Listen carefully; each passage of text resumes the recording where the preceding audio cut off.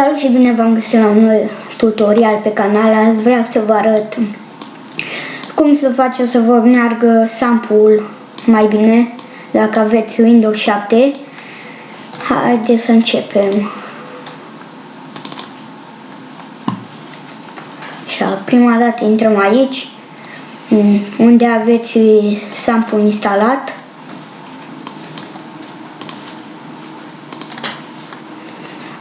Dați click dreapta pe sample, stați puțin, așa, la Properties, Compatibility și dați aici BIFAT, Windows 7 sau asta, Windows XP, eu o să las asta.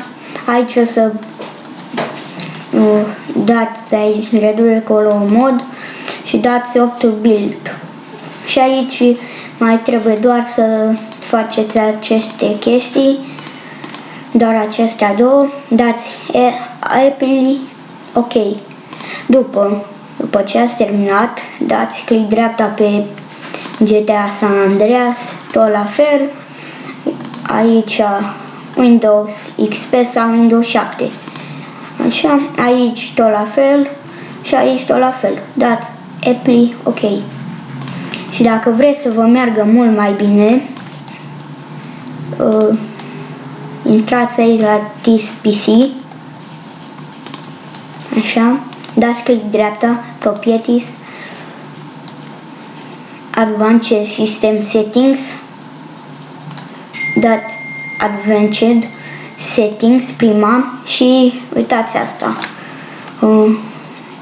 Adjust for Best Performance. A treia, cum ar veni, dați pe Apple OK.